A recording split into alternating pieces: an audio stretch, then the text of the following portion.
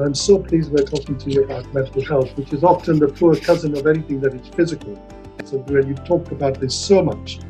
Human experience is essentially caused from within, all human experience. Pain and pleasure, joy and misery, anxiety and ecstasy, all caused from within. So, are you in charge to cause what you want? Are you in a place where you can cause what you want? External things can be stimuli, but it is the way we respond which causes the experience.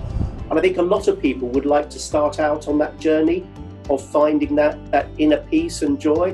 What would be your advice as to how to start out on that journey? The most important thing is, we give you a super computer, but most people don't bother to read the user's manual. Suppose you eat a piece of bread, within 4-5 hours' time, it has become human body. Bread is a simple composition. That simple thing becomes such a sophisticated thing here. But that dimension of intelligence exists within us, and that is not thought process. What insights can you offer us about how young people can regain a sense of connection to life and hope and aspiration? If from Homer, you come to 140 characters of literature. So Sadhguru, what in your view is the fundamental cause of mental disorders? See, one thing is the way we eat. It's a very big part of mental illness. You call that biryani and you ate it. Now the damage is big because these two things will not go together. See, in another 10 years, you will find medical evidence for this. You will find, because we know this is how it works.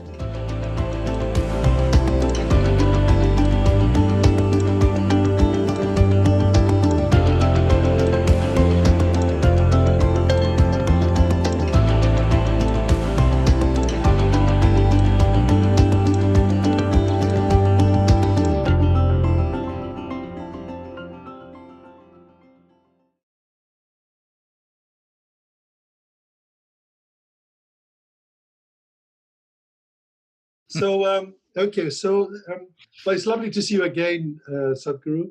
So hopefully we will have the pleasure of meeting you in person one day. And a very warm welcome to all our guests and viewers at a time when many of us are experiencing physical and mental strain from COVID-19. So firstly, a self-introduction, if I may. I know we've met before, but I'll give a brief self-introduction. I'm Professor J.S. Pamra. I'm Senior UK Psychiatrist, Chair of the British Association of Physicians of Indian Origin. I'm a researcher, writer, and lecturer. I'm born in Tanzania. I did my medicine at Patiala Medical College in India, and now Manchester has been my home for nearly 40 years. Now, Sadhguru, I'm going to make the analogy today of a ship. So I'm the captain of the ship. It's called the HMS Sadhguru. On board, we have Sadhguru. Don't crash it, huh? No, this is not the time. This is HMS Sadhguru is plain sailing. That's why we're all on board with you. So on board, of course, we have yourself, Sadhguru. We have the crew, Isha Foundation. And in our deluxe cabins, we have Dr. Adrian James, President of the Royal College of Psychiatrists. Professor Swaranpreet Singh, he's an academic psychiatrist, and Dr. Ananta Dave, who's child and adolescent psychiatrist. Namaskaram. I will give you a proper introduction to them afterwards. But Sadhguru, as I was saying, you'll be pleased to know that no turbulence or storms are expected. It's going to be plain sailing, and the weather is going to be absolutely fine. So let me put a context to our discourse today, and I'm so pleased we're talking to you about mental health, which is often the poor cousin of anything that is physical. Many of us will be aware from the conversations you have had about COVID-19 and its impact on physical health, the brain and the mind. And everyone will appreciate that the most powerful organ in our body is not the heart, the liver, or the brain. In fact, in today's virtual world, it is our thought. Because our thought can make us sink, it can make us fly. It can make any organ in the body malfunction. Why does one patient with cancer do better than another patient with the same cancer? Why does one patient with a heart attack fare better than another patient with a heart attack? And I want you to give you a personal illustration of an experience I had, Sadhguru, and our esteemed panelists. So when I was an intern at Patiala Medical College, I remember a 21-year-old woman presenting to the surgical department with breathlessness. After investigating her, the surgeons found nothing wrong with her. She was referred to the Department of Medicine, where she saw a very renowned physician, Professor Jolly, with whom I was interning at the time. And he decided that the cause of breathlessness was psychiatric. Well, I was a young intern. I was a bit offended. I said, well, what, this poor girl has presented with severe distress. She's breathless. And you're going to label her as mad because even I was ignorant as an intern. And she did see she saw another renowned person, Professor Gurmeet Singh, who was a renowned international psychiatrist, and he determined that the cause of breathlessness was indeed psychiatric.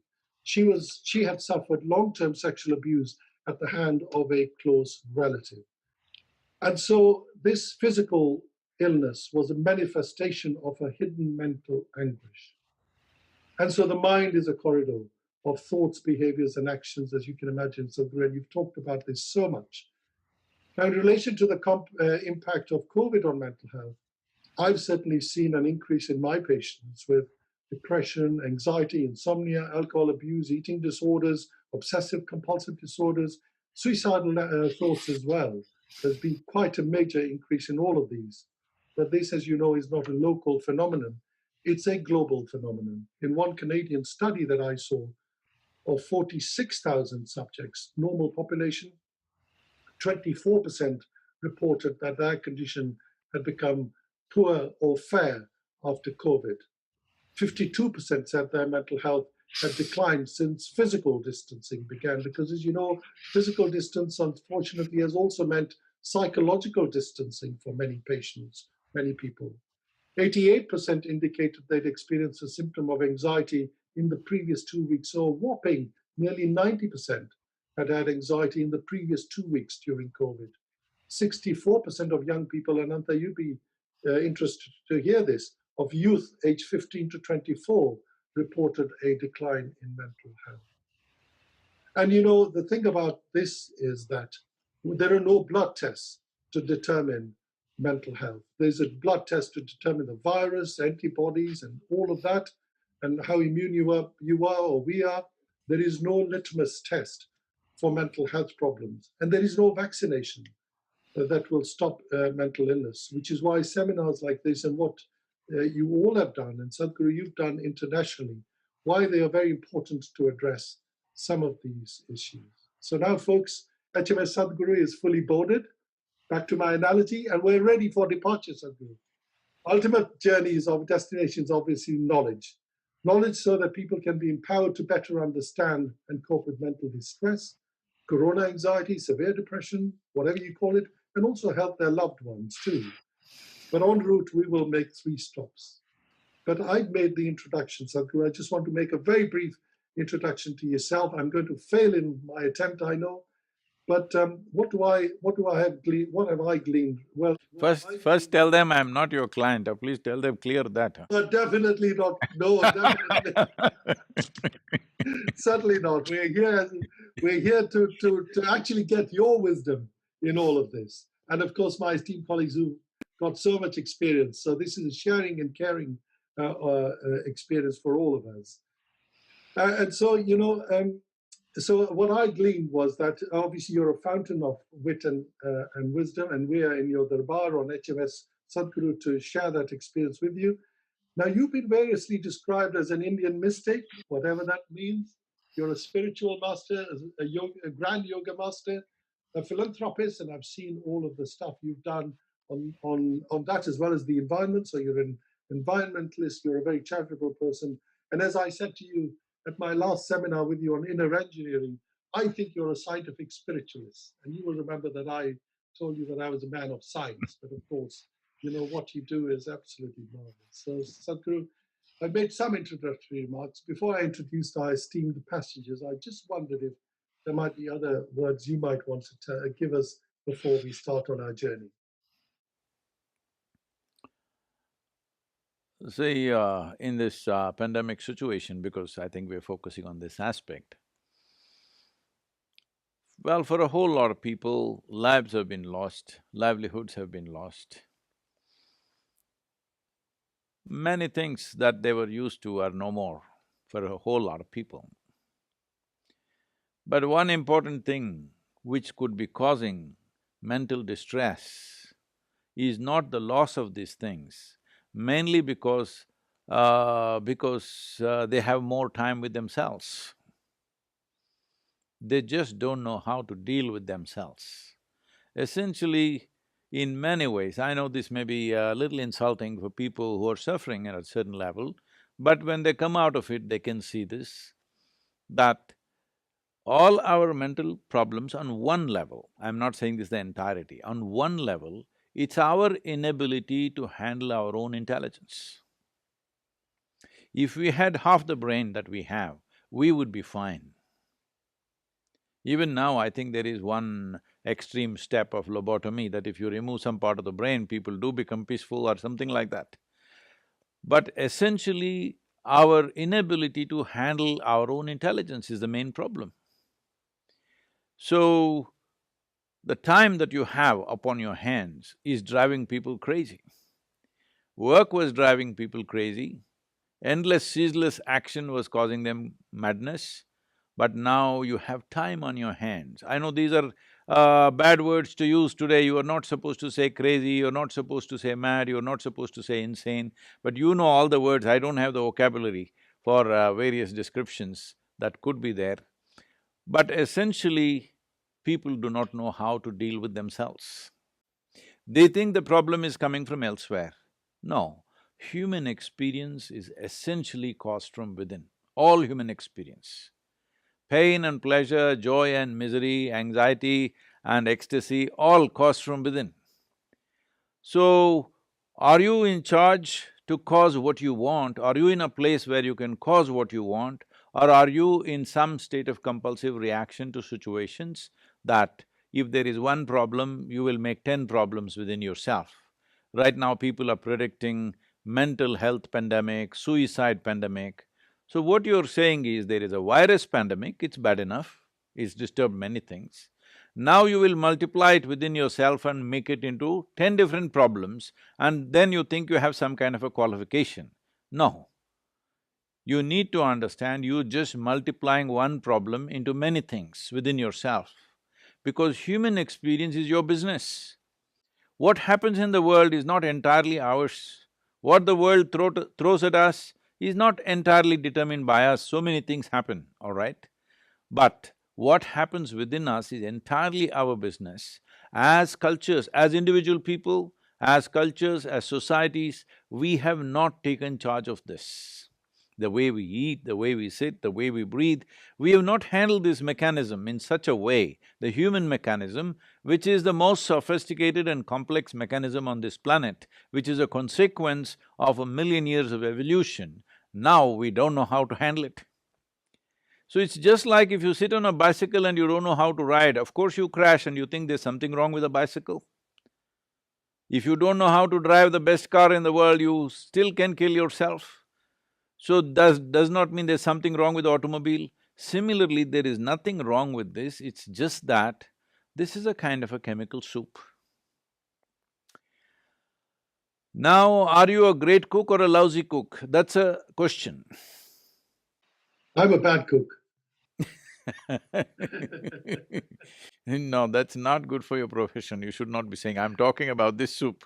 I know, that soup, absolutely, the chemical soup. Well, I can see the analogy, and I can see why self-control is so important. So, this is not something that today, because there is pandemic, you can take charge of yourself. This has to become the culture from an early age. Right now, you're seeing this everywhere, just anywhere you see, even in advertisements, the commercials that come for a few seconds, definitely in the movies, and I'm sure it is so in the television shows. How do you deal with something that you don't like? Well, if you find somebody who is weaker than you, punch their face into pulp. If you don't find anybody, punch a glass pane. If you're a little more stupid, try a wall. If you're very stupid, try a rock. break something, throw something, do something, scream, yell, obscenities. This is the way you deal with something that you don't like. You're setting a culture that I will go mad is like a kind of a qualification. What we need to understand is the line between sanity and insanity is so thin, so thin. If you push it too often, one day you will cross, you will be successful to be on the other side. Any number of people, they're going to the other side and coming back. So, people will come, as a expression, people are saying, I was with this person and he said this, I was really mad for some time and then I came back, all right? So they're saying they crossed the line and they came back. Well, if you cross the line too often, one day you won't be able to come back, then they will have to come to you or get admitted to the institutions, all these things. But a whole lot of people in every society are doing this every day. They think it's their right to cross the line and come back. If you cross the line too often, one day it may not let you back. That is very much a possibility, because life within you understands, the intelligence within you understands you want to be on the other side. This may sound like a very unfair judgment for those who are suffering mental ailments. Well, there are pathological situations, there are genetic situations, I know this, but there is a way to go beyond all that. This is why a human being is capable of being conscious. That's why we call you a being. We do not refer to any other creature on this planet as a being, because only this creature is supposed to know how to be. If you know how to be, would you be sane or insane? That's a big question. It's a very obvious answer. If you know how to be, you would be in the highest level of pleasantness, not in highest level of unpleasantness. So, this has not been taken charge of. We are treating it like some external things are causing our experience. No, external things can be stimuli, but it is the way we respond which causes the experience. It's really profound. Thank you very much. Thank you. So I'm going to introduce. So we've arrived now at Port James, and at Port James we have Dr. Adrian James, and I'm going to give you an introduction to Adrian. Adrian is our president. He's the president for all three of us. He's the president of the Royal College of Psychiatrists.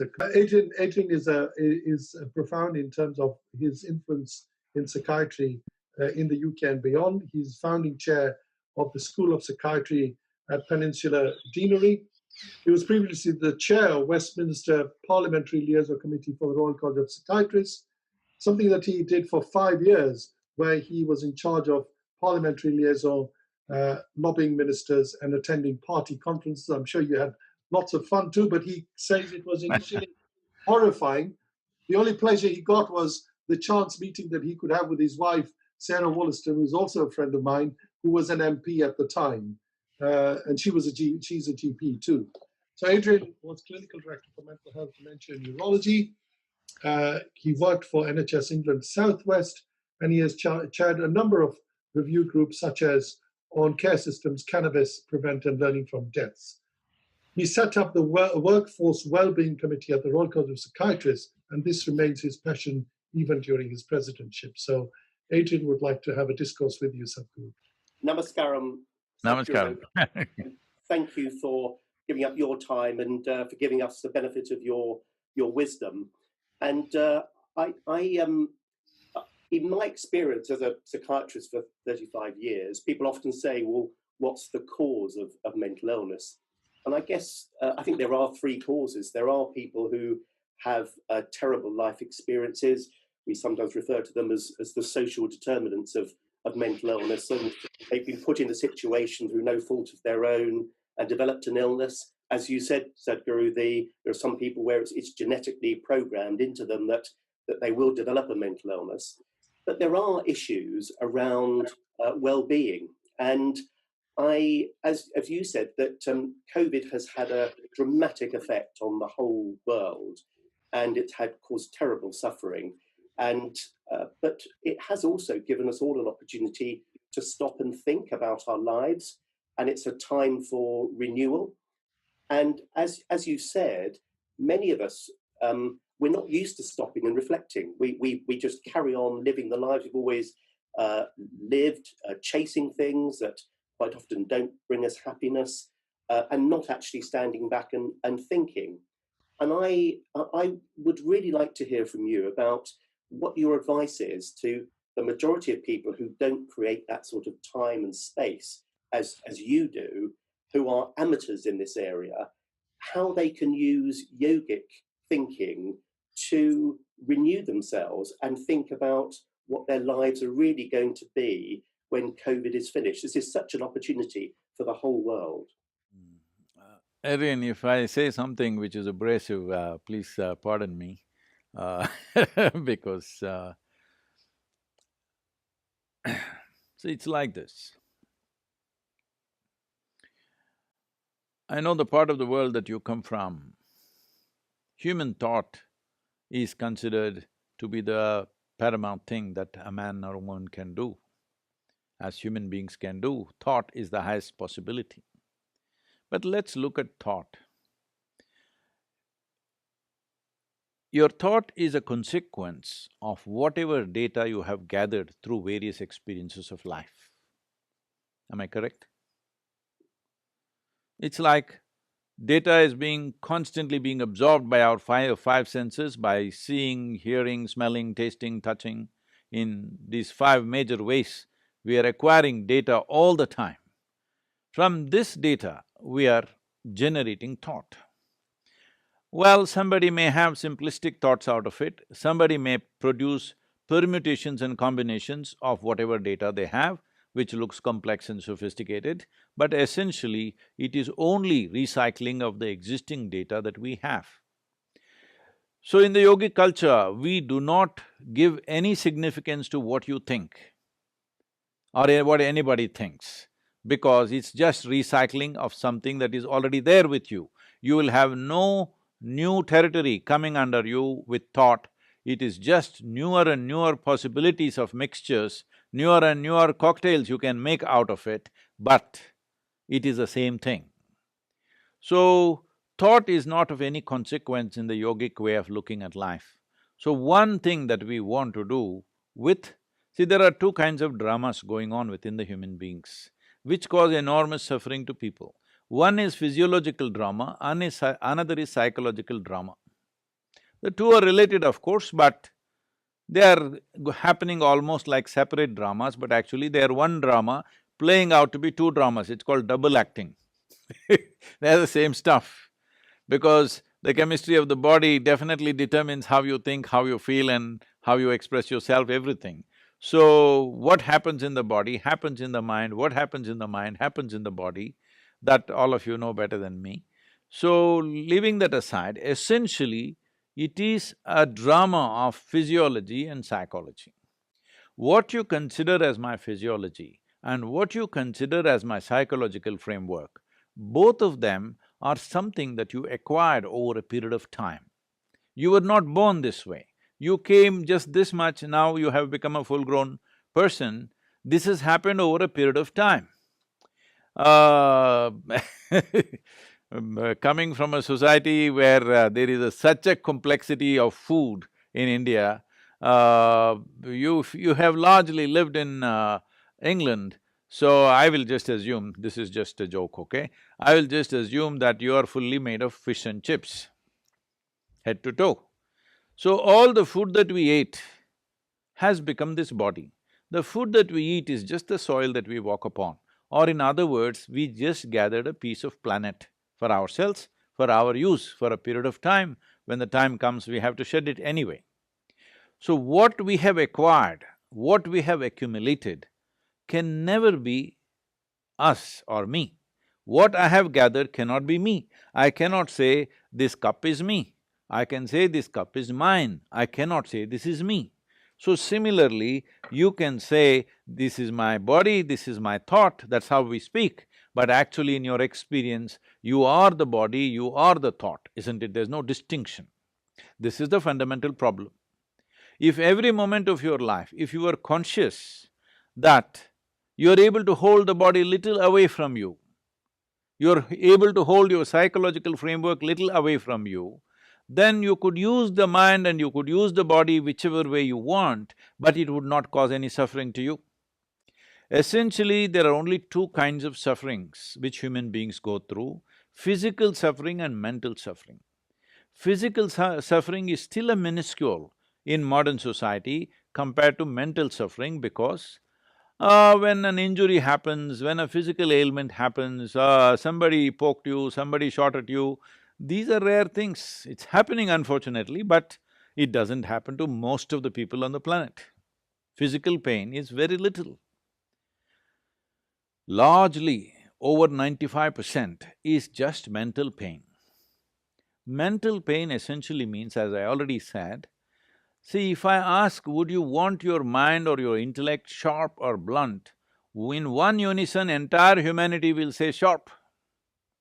So if you have a sharp instrument and if you don't know how to handle it, when I just came in, I think somebody was talking about nose picking being some kind of a psychological ailment or something like that.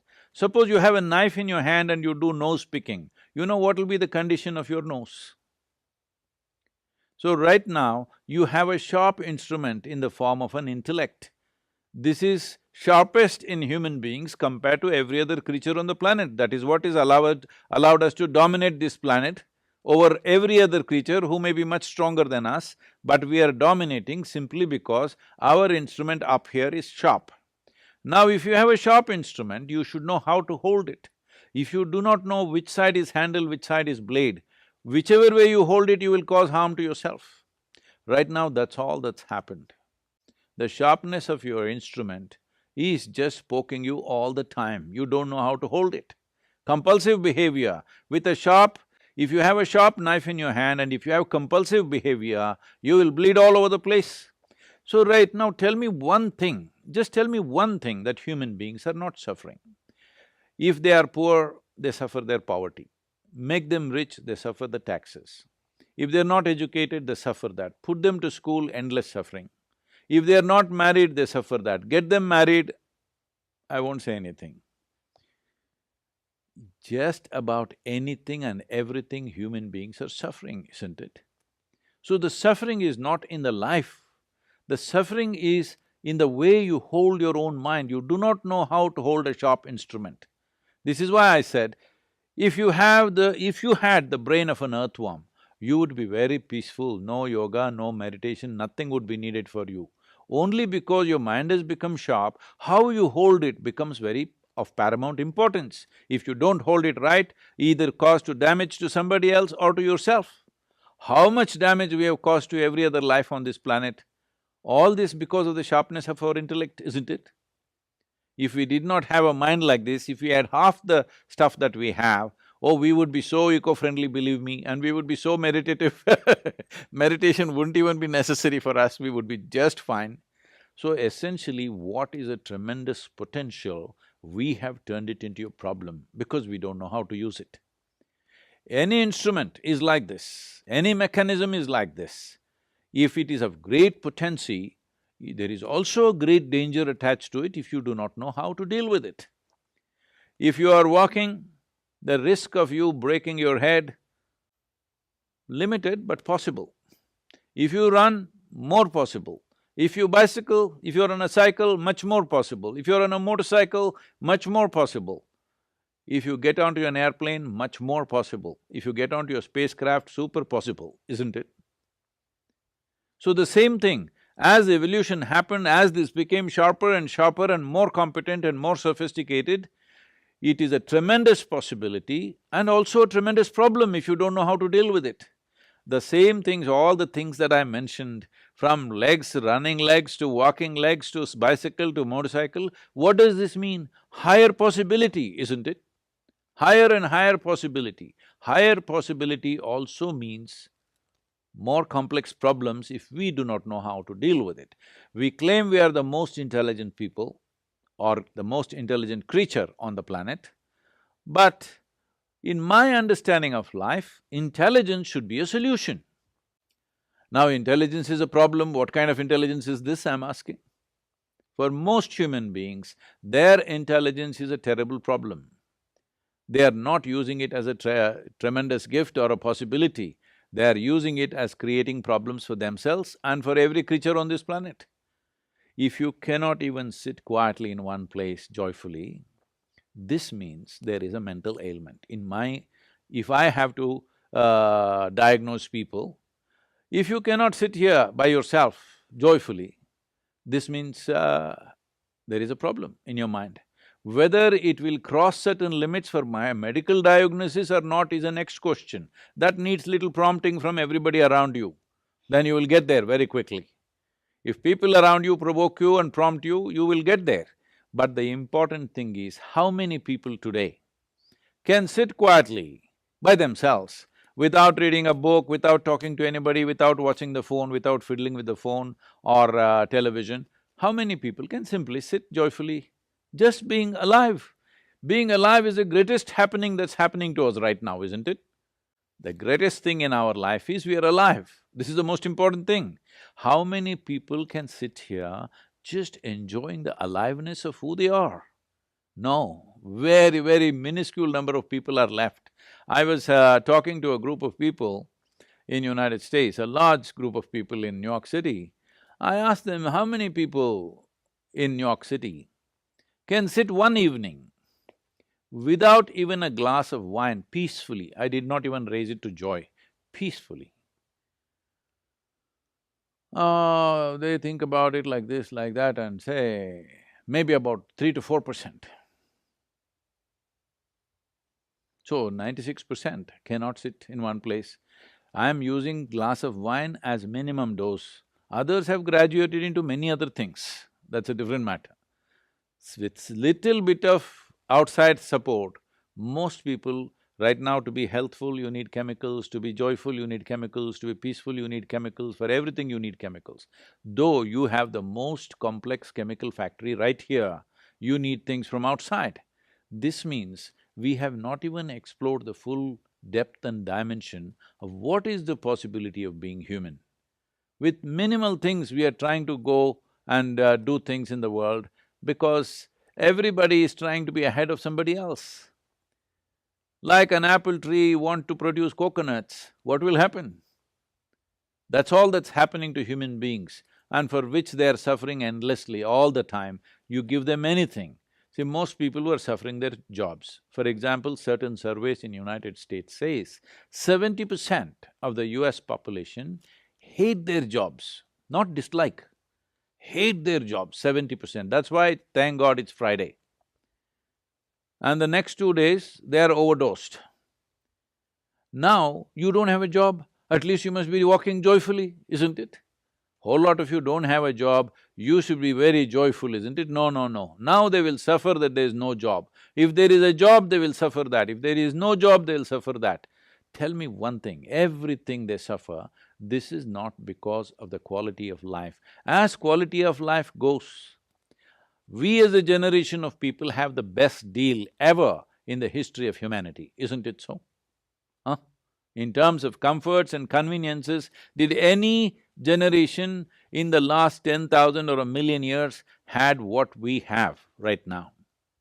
Oh, but Wi-Fi is not fast enough, so we will suffer.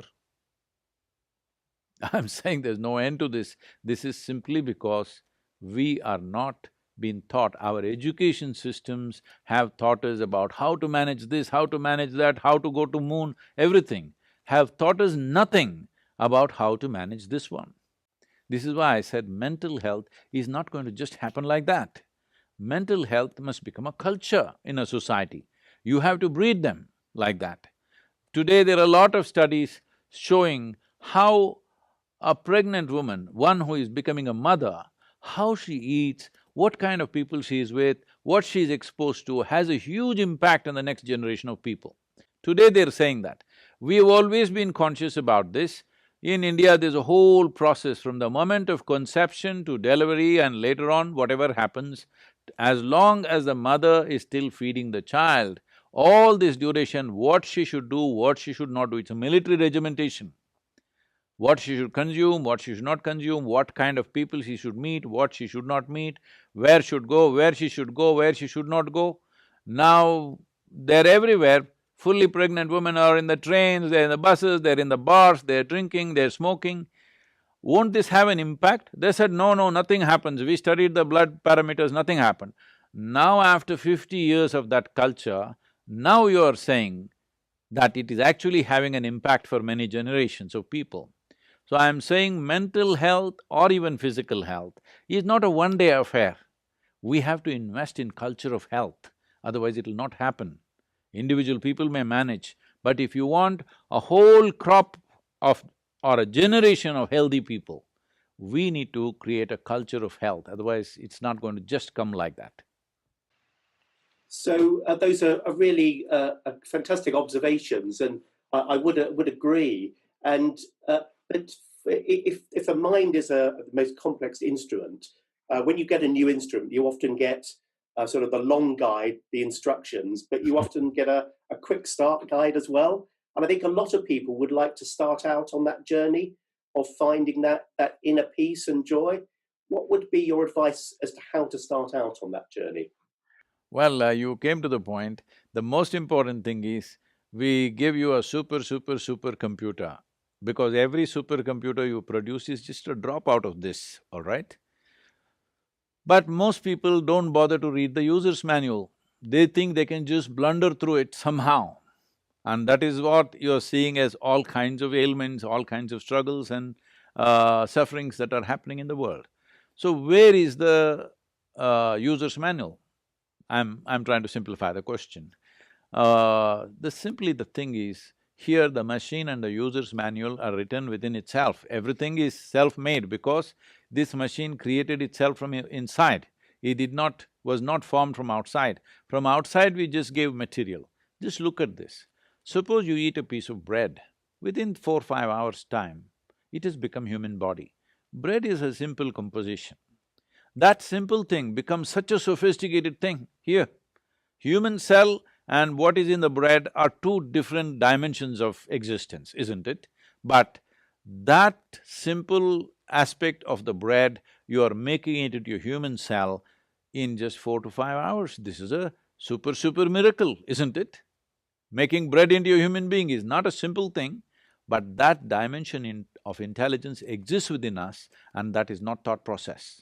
Thought is just a superficial veneer that we carry.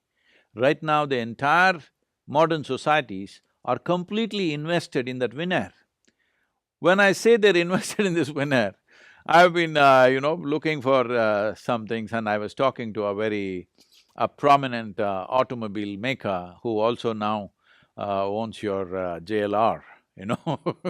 I was talking to him, he's a very big auto enthusiast, and both of us discussing automobiles and this, and then I said, these advertisements that you're putting out, I'm looking when a new model comes, I will never buy those cars, but I have an interest, I want to know what's the engine, what's the transmission, what is this, what is that.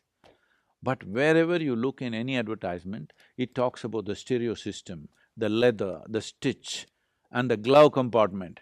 Nowhere is there a mention of engine. They don't care, people don't care whether there's an engine or not in the automobile anymore. They want to know what is the paint work. You just start any YouTube video about any automobile, the guy is talking about the paint work, the mirror, the reflector, this one, that one, stereo system.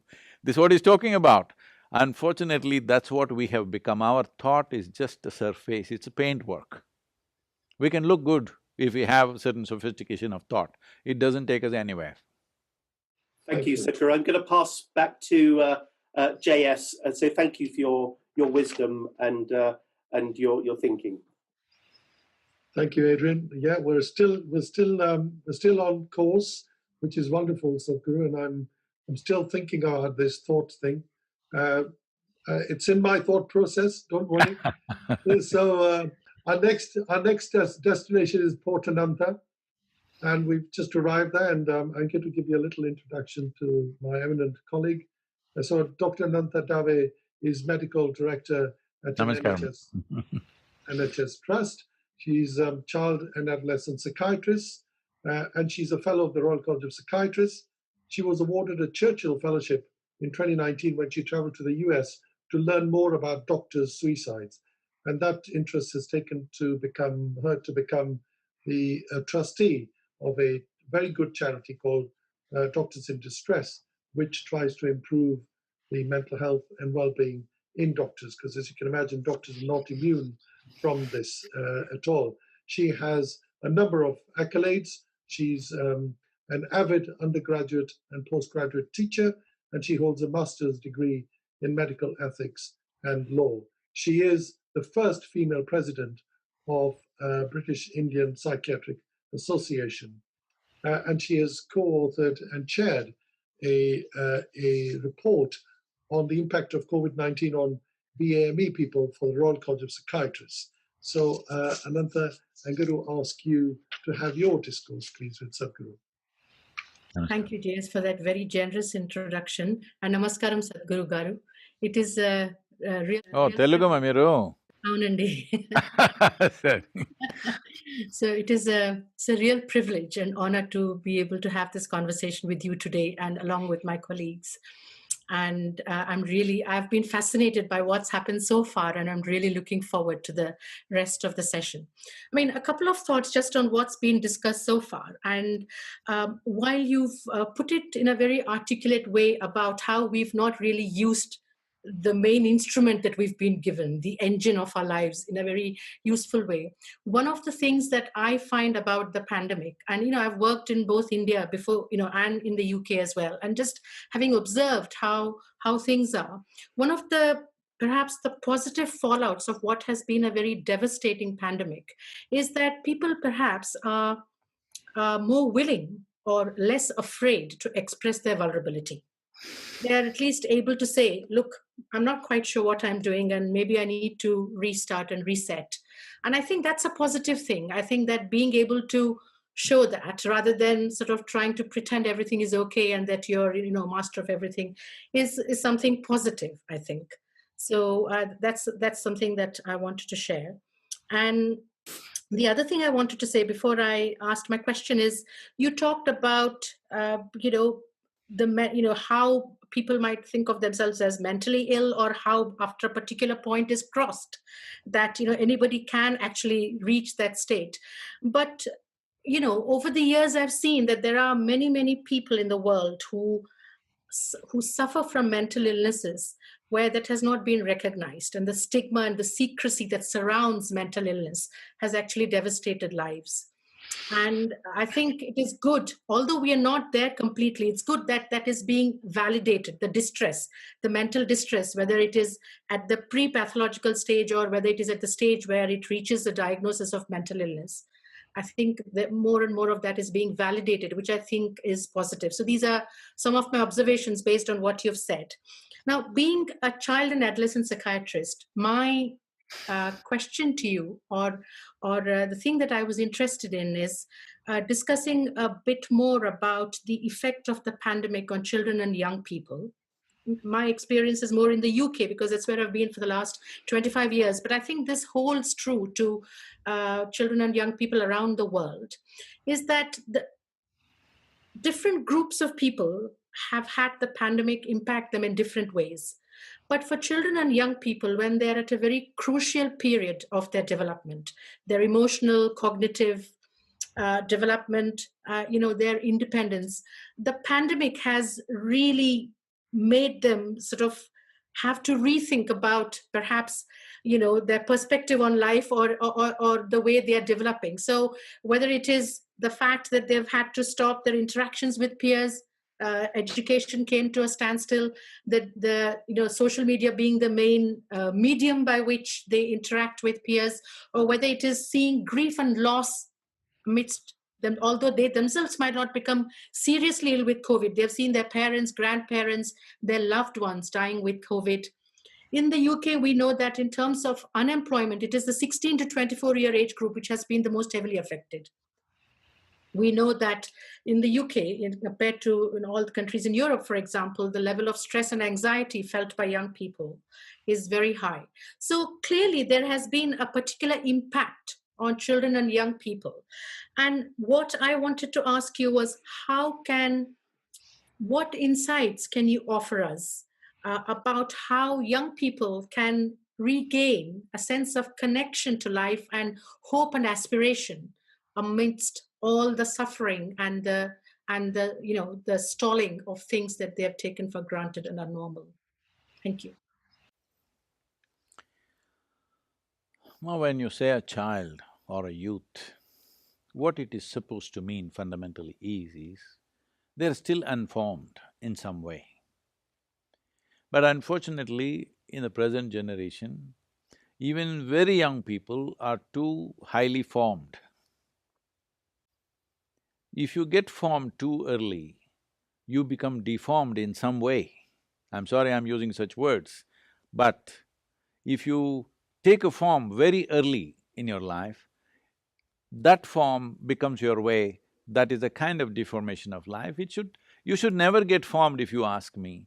You must continue to evolve and, reinvent yourself all the time.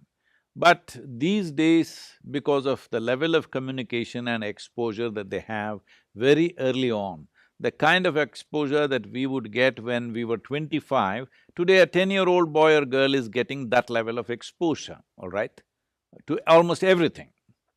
So because of that, very early on they're forming themselves into personalities, strong personalities, which will definitely bring various kinds of problems, pandemic or no pandemic. Pandemic is exposing that.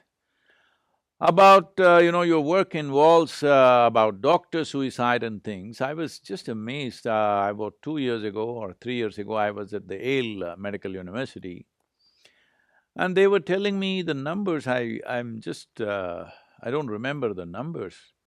In that calendar year, how many medical students commit suicide in United States? It is shocking.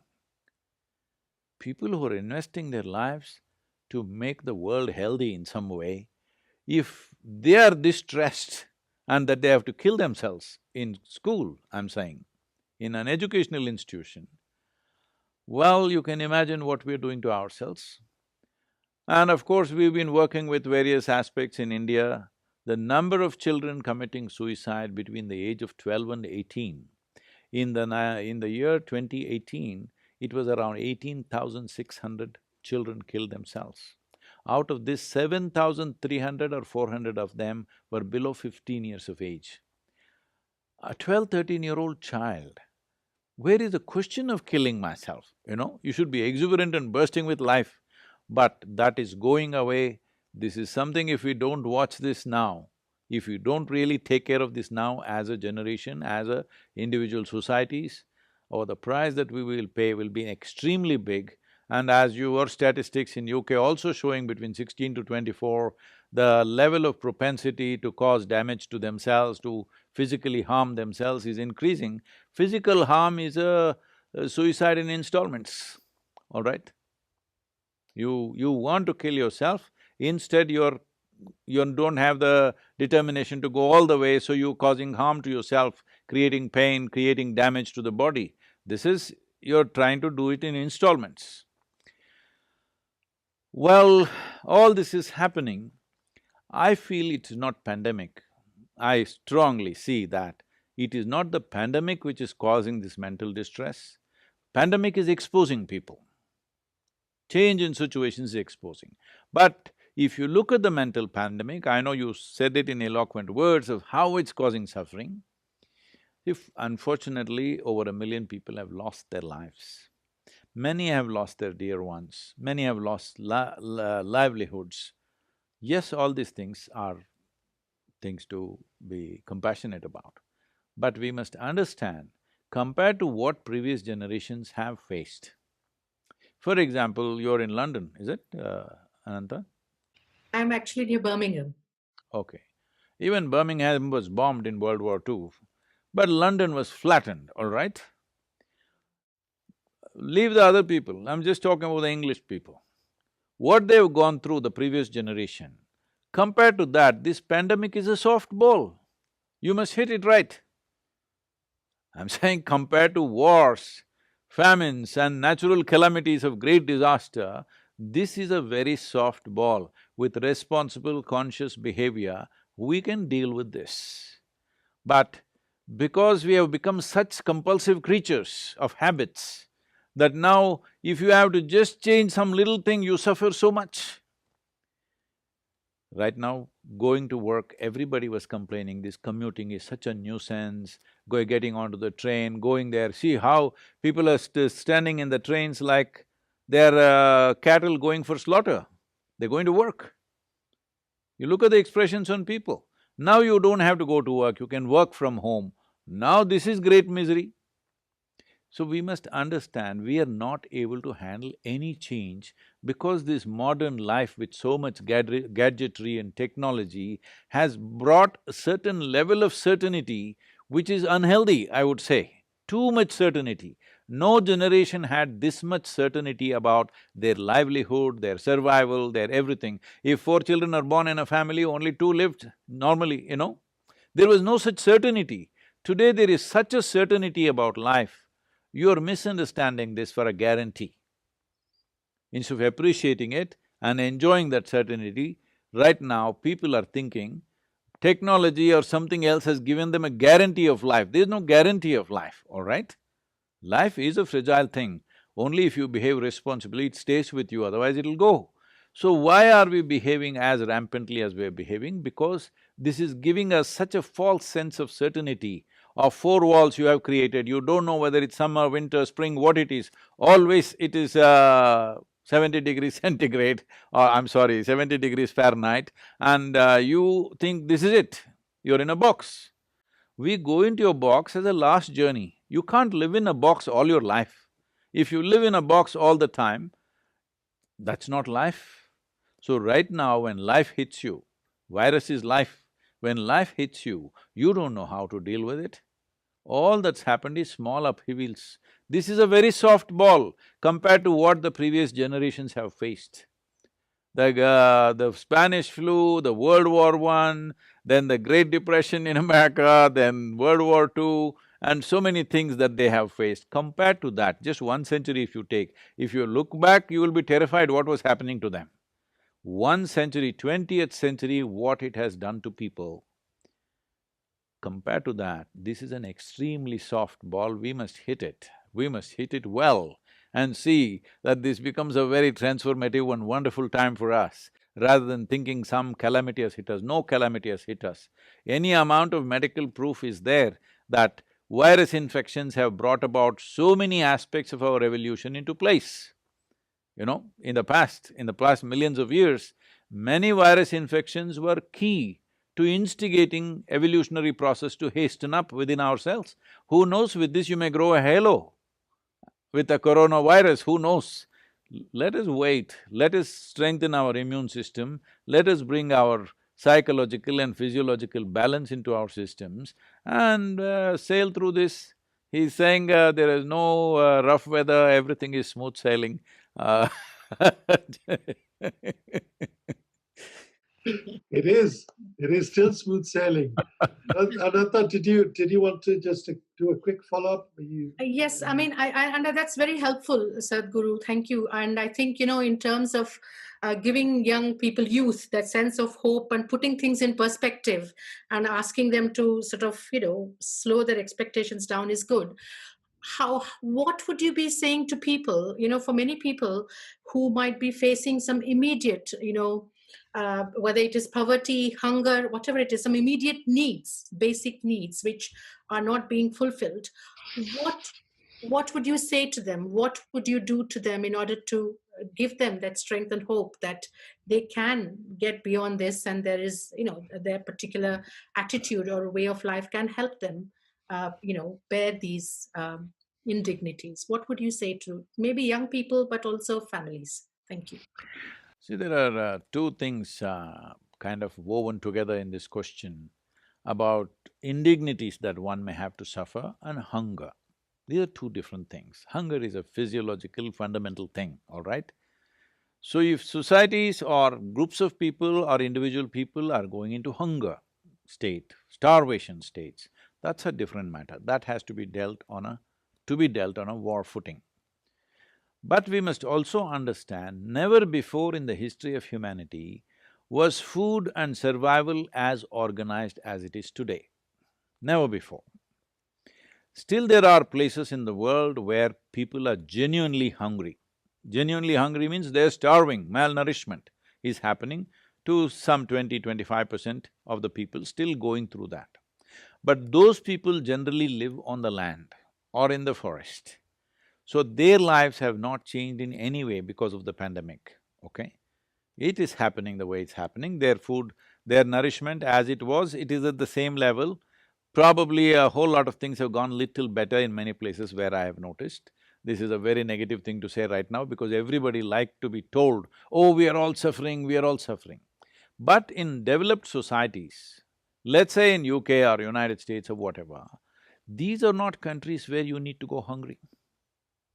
If you're going hungry because you have specific choices as to how your stomach should get full, all right? You are going… See, right now, people are begging on the street. At least they're honest these days in America, at least they're honest. They say, give me $2, I need a beer. It's honest. Whether you want to give him or not is another matter.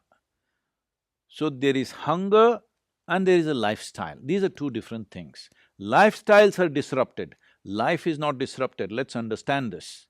Life is not about lifestyles, life is about life. As life, unfortunately, certain number of people have died. People have lost their dear ones. Above all, they've not been able to tend to them in their last moments, which is the most painful thing.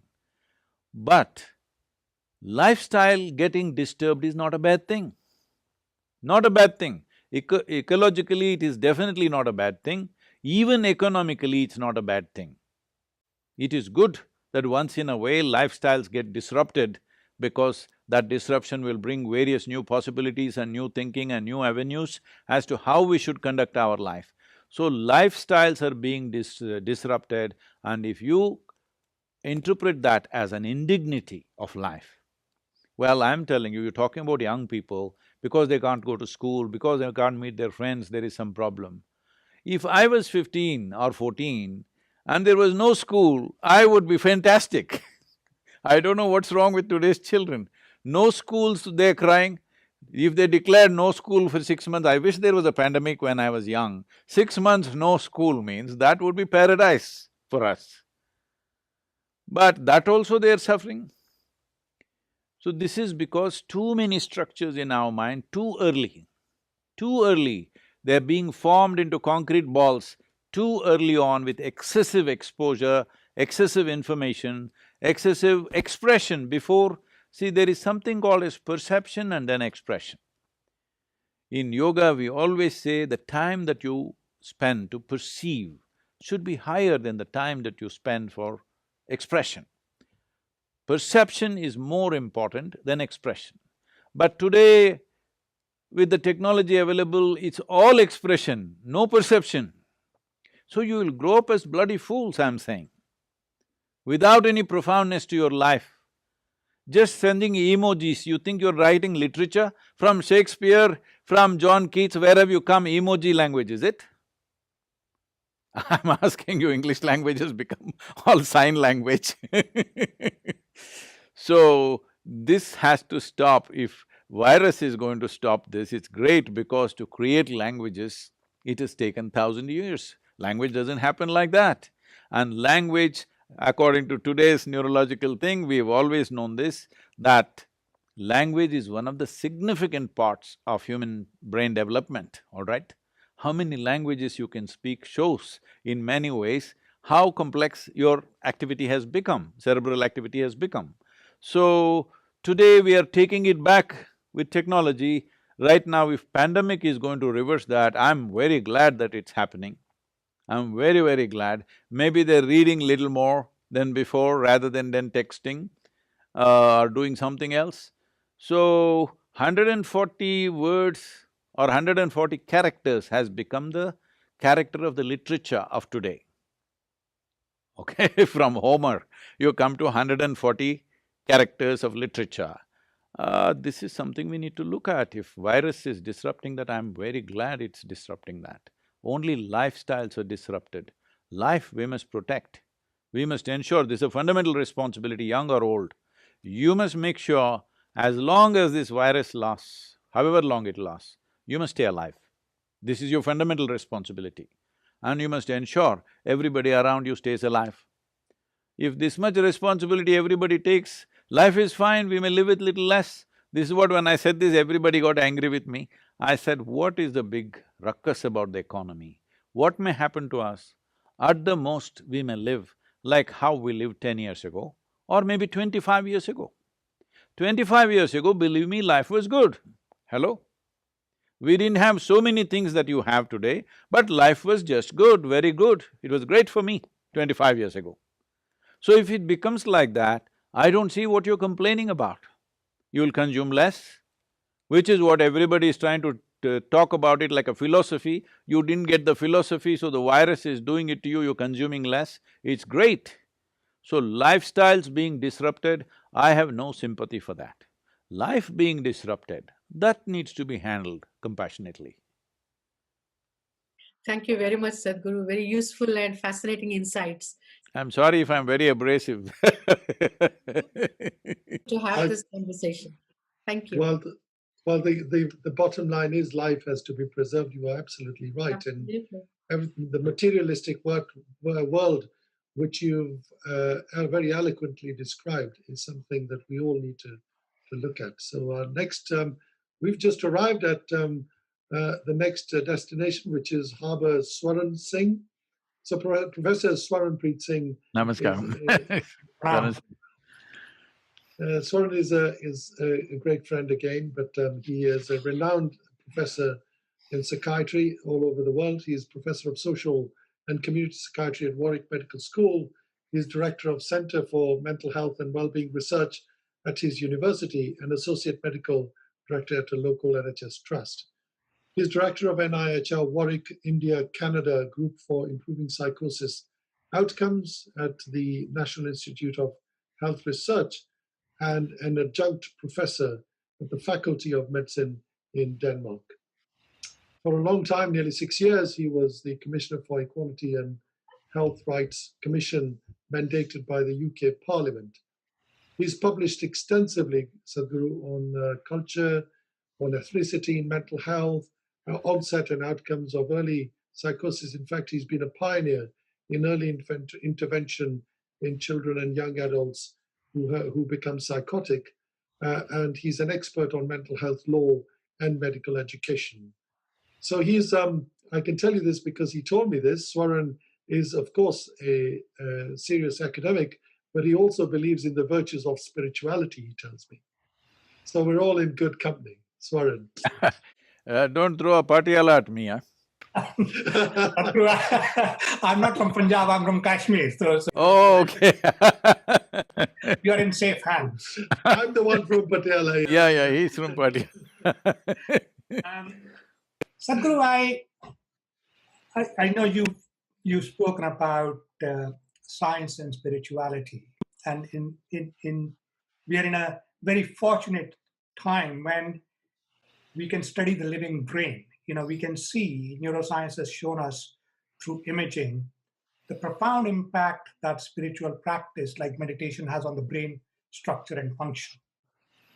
In hard sciences like physics, in quantum physics, we're understanding the observer phenomenon. You know, ultimately, some people argue that you can reduce the universe to consciousness. Consciousness is the ultimate essence of the universe, the yogic concept of Brahman being the tattva of Brahman. So sciences and spirituality are coming close together at one level, but at another level, people see them as polar, as separate. You're either a hardcore empirical scientist or you're a spiritualist. Where I see it, or where we see it at that conflict, is with people who suffer from serious mental illnesses. Now, I've heard you describe mental illness as a product of not being able to be the observer, detached from mental phenomena. That is true. But once somebody is seriously mentally ill, they need biomedical care, including medication. What we find all around the world is people with serious mental illnesses sometimes seeking only spiritual care and then ending up not treated for their serious mental disorders. And we know that in serious mental disorders like schizophrenia, the earlier you treat someone, the better are the chances of subsequent recovery. So, with your broad understanding of both science and spirituality, and I presume you see that they are just two different ways of looking at the same thing, what could leaders like you do to help people with serious mental illnesses seek the treatment that they so badly need, so that they don't, it doesn't become, it's either spirituality or biomedical care? See, the problem with people is whatever they touch, they get stuck to that. What I mean by that is, whatever they get involved with, they get identified with it. You become a scientific researcher or you become a spiritualist or something else. What is needed is an open-ended approach to life. Right now, you need some support in the form of maybe a conducive atmosphere or maybe chemical support from outside, whatever else you may need, therapies and stuff. If you don't do that, it is just like a child is anyway going to become a man or a woman. But will it just happen if you just throw him on the street? You have to put him through his paces for him to become a reasonable man or a woman, isn't it? You have to take those steps. So as a child is born, anyway, it's like anything else, you just throw it there in the… See, if you take a seed and throw it in the soil is good, it will just grow, largely.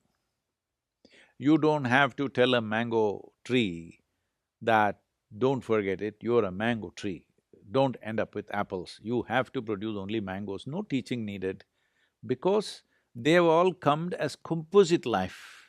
All other creatures have come as composite life within the two lines that nature has drawn for them. So there is not much risk of them going off. A tiger is born, you don't have to teach him how to be a tiger. If he just gets to eat well, he will become a tiger. He has no such confusions. Will I be a good tiger or not? Will I end up as a house cat? Will I grow up as a tiger? No such insecurities. But a human being has come unformed. And this being unformed is not a curse. It is the most fantastic thing, that you can determine the nature of your growth and your form. What form you want to take is determined by you. But most people are allowing this form to happen by society around you and influences around you to tinker you into some form. Instead of human consciousness determining the shape of the society in which we live, the society in which we live is right now determining the shape of the human consciousness, which is the fundamental flaw in the way we are conducting ourselves. Having said that, when it comes to an ailment first needs compassion, mental ailment especially, it needs compassion because, as I think the doctor mentioned, that you can't take a blood test and say, okay, you're mentally ill. Maybe there's some things which are visible these days, but largely it is not like you can take your blood test and say your liver is not functioning properly. You cannot say that. So, there is no proof. In America, there is a way of expressing this, are you just crazy or are you crazy, you know? Just crazy means you're crazy in a nice way, you're crazy about something. It is nice experience, you're just crazy. If you're crazy means you need treatment. So, the thing is, what is sanity, what is insanity is such a thin line. A whole lot of times, people around you, people who work with you, people who live with you, many times you think they're crazy, isn't it? But they're just crazy, they're not crazy. So why I'm trying to make this distinction in a crude way is because it's that crude in the world outside.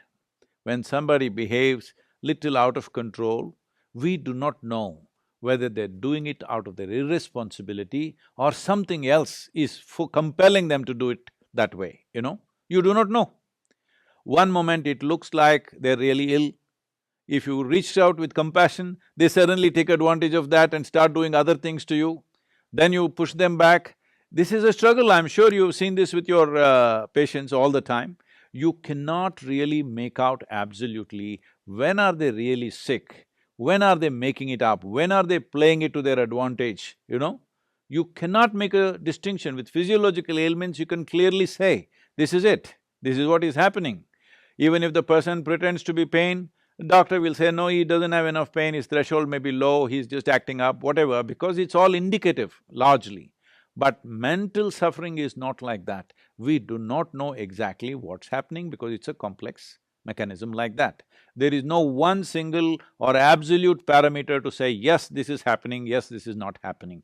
It is, I'm sorry to say this, in whatever kind of psychiatry we are in, there is a little bit of evidence, there's a little bit of guesswork, there's a little bit of arriving at certain conclusions, all these things are involved.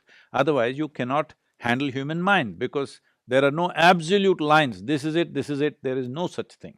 Having said that, if somebody needs societal support, can we create it? That's a question mark always. Sometimes we can create it, sometimes we cannot. A whole lot of them would come out with proper loving nurture around them, whole lot of them. But that nurture is not practical most of the time, because when a person behaves irresponsibly or rather unreasonably, how many people around them are sane enough to provide a very loving nurture? They will also go crazy.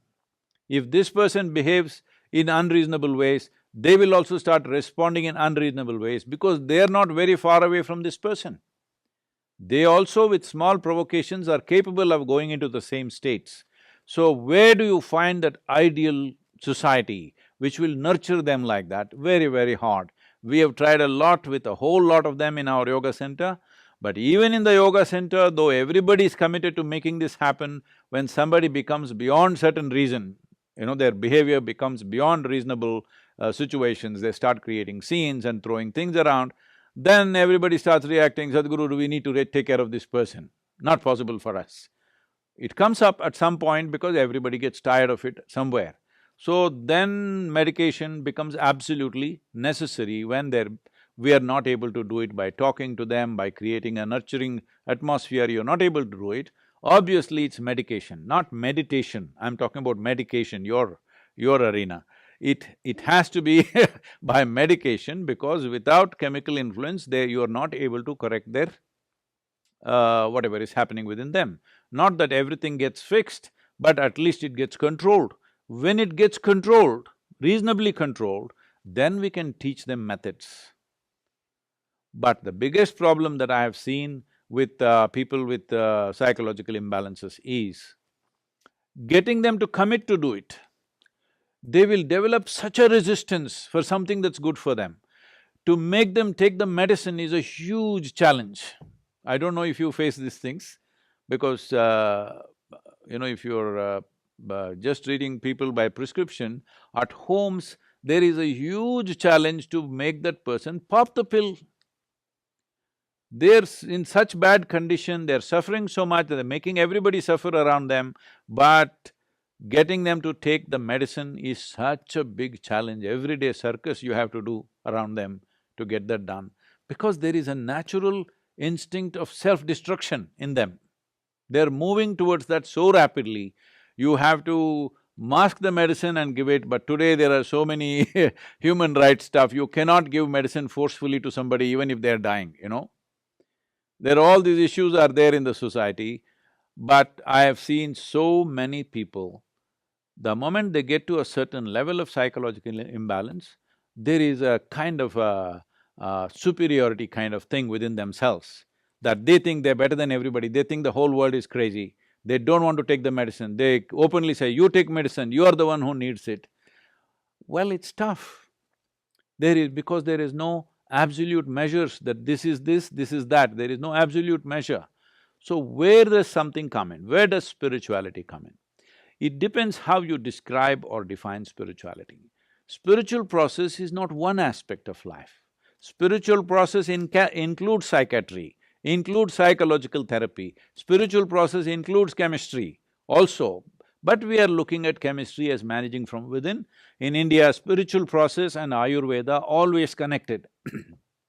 They never separated the two, because if you look back at the Ayurvedic doctors of the past, not today, they're coming from the 4 years or 5 years of college. But otherwise, if you look back at the Ayurvedic and Siddha Vaidya people, they were all considered as Siddhas, they're sages. They are both spiritual and they're doing medical part of it on one side. So, we never separated human well-being that it can be treated in a compartment. We always saw it has to be treated on all levels. If you do not address it on all levels, there will be no results. It is this addressing my way or your way has come up because what we are involved with, unfortunately, we're getting identified with it, which is a wrong way to approach. So may I just ask a follow-up question here? So Sadhguru, what in your view is the fundamental cause of mental disorders?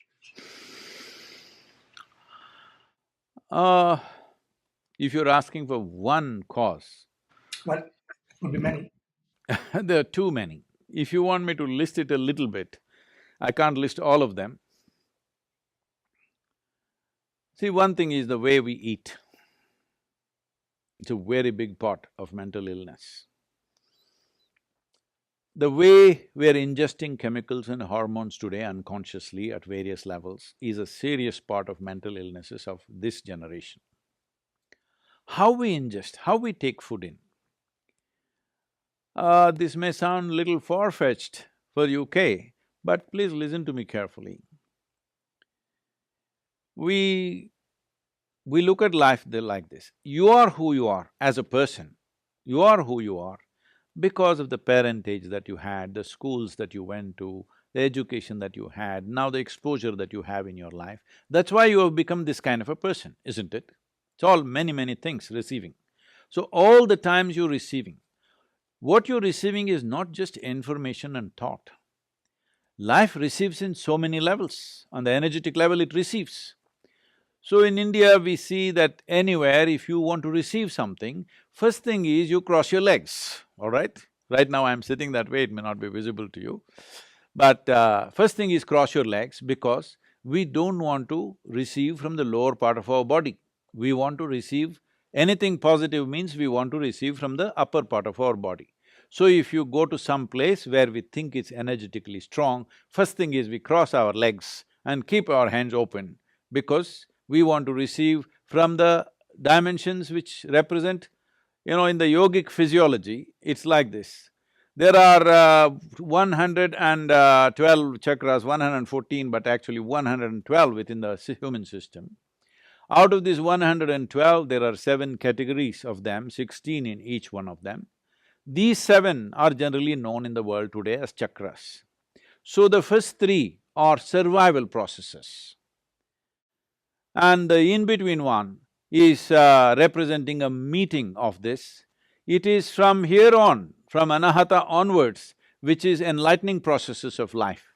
That dimension of life may not open up for most human beings, but at the same time, though there is no specific practice or intention within them, just by education, just by focus, just by attitude, you might have become, every human being is evolving themselves at their own pace.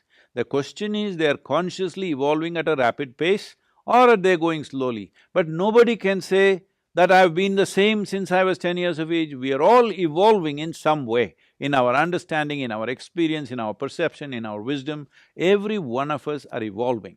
But spirituality, what it means is, because we understand we are mortal in nature and our time is very limited, we want to evolve as fast as we can. Everywhere in the world, in every language, many sayings are there like this to suggest that wisdom comes only in old age. Isn't that a terrible waste of wisdom and life? Wisdom should happen at the earliest part of your life.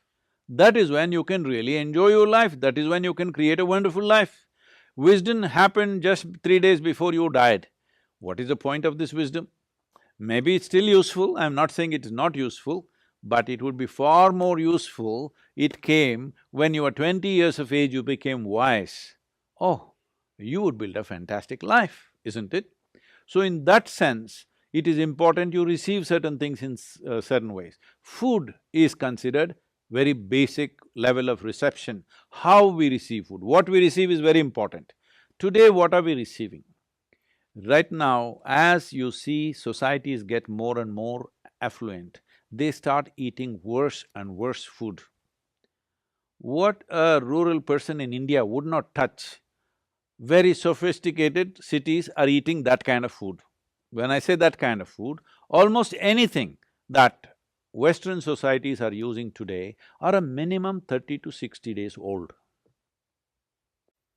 In yoga, their food is classified as sattva, rajas and tamas. Tamas means inertia. If you eat anything which has tamas, inertia will come in your system. Inertia does not mean you just become lazy. Inertia means certain things slow down. Certain things means essentially regeneration of the system slows down. Today you know that neuronal regeneration is one of the most important aspect of keeping your brain reasonably functional throughout your life. The practices, the simple practices that we are teaching as a part of inner engineering program, now studies have been done by various universities in US. Now they've set up the Beth Israel Medical Center with the Harvard, in the Harvard Medical School, has set up a center called Sadhguru Center for Conscious Planet. The idea is consciousness, cognition and compassion. Because cognition is not the same from person to person. Why is it so? There are various aspects to it. Now that I'm talking about food, if you're consuming foods which are tamasic or causes inertia in the general function of your system, in the energetic process of who you are, then you will see cognition levels slowly will go down over a period of time. And to instigate that, because everybody understands this is why they're drinking cups and cups of Coca-Cola or coffee or alcohol or something else, because they know they need to balance that. So this kind of balance is a very rudimentary way of balancing your system, that you're putting wrong things and then you're trying to correct it with right things. The highest number of antacids in the world, nearly 60% of the world's antacids are sold in America, the most affluent population on the planet. This means they have a whole choice of nourishment. They can eat the best food, but no, they will eat the worst food, because commercial forces will decide what you eat. You cannot eat consciously anymore what you want to eat. Just I'm saying, if everything becomes fresh food, in the yogic culture, if you cook something, the maximum time in which you can eat it is 1.5 hours, 90 minutes. Before that, you should have eaten the food. After that, we won't touch the food because it has started gathering tamas, inertia will begin to happen. If you want to experiment, you can experiment, eat something very fresh for 1 week, eat something which is processed and kept for 1 month, 2 months and then eat it, you will see the level of alertness in the system, you will notice it in your experience. But it is happening at the cellular level, it is happening in terms of… we call this ojas, there is no English word for that.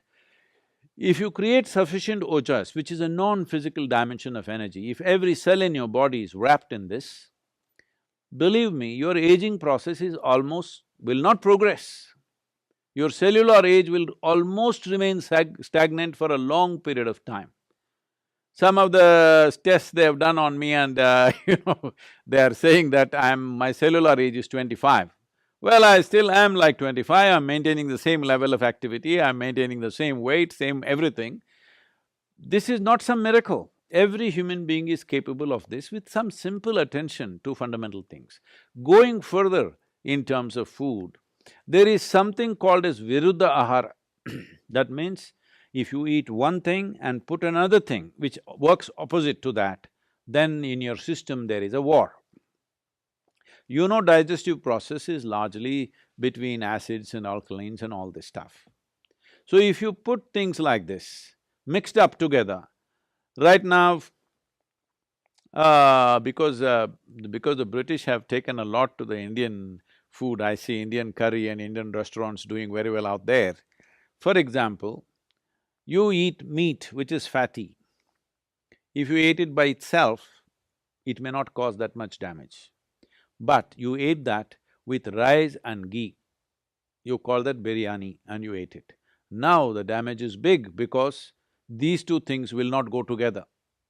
This is why any non-vegetarian food and milk-related food were never mixed, because the moment you mix it, it will go opposite to each other and you create a battle within yourself. Battle means just this: if you eat food, in the yogic culture, food should not remain in your stomach bag for more than 2.5 hours. Within 2.5 hours, it should have moved out, you must be feeling empty stomach. Hunger will not come, empty stomach will come. And that is good. We want our stomach to be always empty, because in an empty stomach, everything works well. And the colon health is something that's completely neglected today. If you do not keep your colon clean, keeping your mind in a balanced state is very, very difficult. So in Ayurveda and Siddha, first thing, if you say anything, you are having sleepless nights, you are having disturbed something, mild, any kind of psychological problems, first thing is purging. Purge the system, clean the colon, suddenly you feel little balanced. It is not a whole solution, but it'll bring the basic necessary atmosphere in the body to make the corrections. Either with medicine or with necessary practices, you can bring about correction. So how we eat, how our mothers ate when she had the responsibility of nurturing another life, how she ate, how she did things, all these things have significance. We are not taking care of food, we are not taking care of our practices, how we breathe, how we drink, how we do things. No. When we eat, always we want our legs to be folded, because we don't want to receive from lower level of body. People may think, oh, this is superstitious. Well, what you think is superstition, believe me, now that we have this research center going, we'll focus on these things. You will see in another 10 years, you will find medical evidence for this. You will find, because we know this is how it works. This nobody can dispute, because we know from experience this is how it works. But evidence you can find, see, somebody commits a crime, it takes 10 years to prove. Does it mean to say murder happened after 10 years? No, murder happened. There's no doubt about that. But evidence building may take time. Right now, medical sciences are going in that way, that they want to build evidence for everything that we know by experience. It is good, it gets a undisputable kind of legacy later on. That's a good thing to do, this research must happen, I'm not against that. But the important thing is to observe life the way it happens within myself, because this is the closest life that you have. In your life, this is the closest life. If you do not know what's happening here, how do you notice what's happening with somebody else? Just by external observation, by gathering data about various things and coming to conclusions. That may work sometimes, but a whole lot of time it does not work, because that's not how a human being is made. You cannot add up lungs, liver, kidney, spleen and make a human being. You cannot add up all these things and make a person either. Well, you can get one rough picture, with that you can do treatments and works. But there is no question, there is relevance to every dimension of life. How do we apply this to a person who is suffering right now? That needs a compassionate approach, not a standard approach, my way or your way. It's a very silly way to go at it, that this is the only way it can be done, because that's not how human beings are. Something very simple, I'm telling you, children especially with lot of mental ailments, I look at them and they say they don't need any yoga, nothing, he's not going to do yoga, nothing. Put him into swimming classes, put him into tennis classes, send him trekking in the mountains. Within 6 months, they're doing fine, you know. All they needed was that activity and exposure to nature and something to focus on intensely, something to get involved, expend their energy in a certain way. This is all they needed. But instead of that, if we put them on medication at that time, that may become a lifelong problem. So, taking a judicious action, there is no perfect action. Nobody has perfect action anywhere. A judicious action of what could be maximum right rather than wrong, more right than wrong is all you can do. I don't think anybody has an absolute right about mental conditions that people are in. Sadhguru, thank you very much. Thank you very much, Sadhguru. And I'm sorry to use that word again, but thought-provoking discussion, food for thought and thought for food as well. And really quite interesting. And of course, mental disorder, serious mental disorder, which is of course where… There are various kinds of disorders which are celebrated, because you asked the question about spirituality. There are various kinds of disorders which are held as sacrosanct and celebrated in the world. This happened in a mental asylum in United States. A bishop came there and he was giving a lecture. A room full of, inmates of the asylum, not a single one was paying attention, they were all busy with their own things, picking nose, picking ears, picking whatever they wanted to.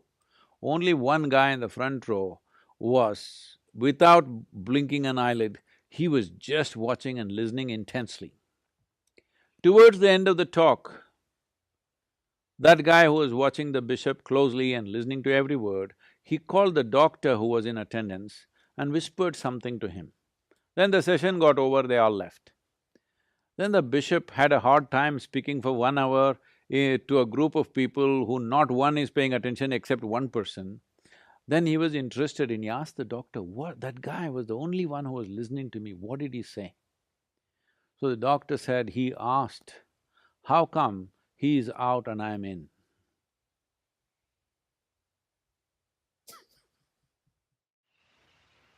Profound, yeah.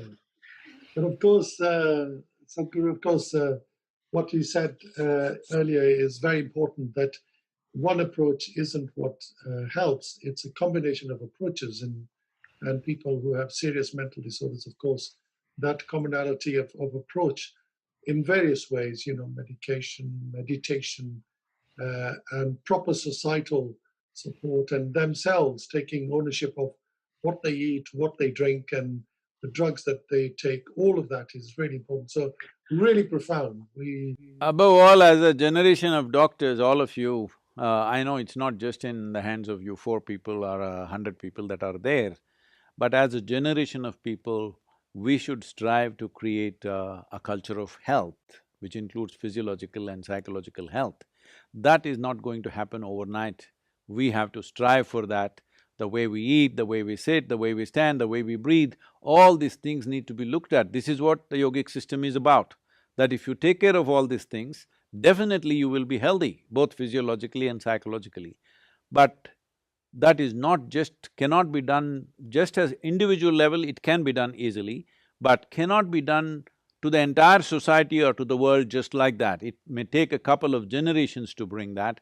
That is why I see this pandemic as a possibility. At least with this little bit of outside threat, people may turn inward and look, what am I doing with myself? Indeed, that's such a profound thing to say, so thank you very much. And obviously, as captain of your ship, I took the privilege of inviting my wife Jaswinder again, because I thought that it's very important that she comes and she's able to say… Captains who is so distracted can crash the ship. I'm glad you did not. Namaskaram, namaskaram to you, both of you. In the safe hands of all of you, Sadhguru, and I'm very grateful to you for taking time out.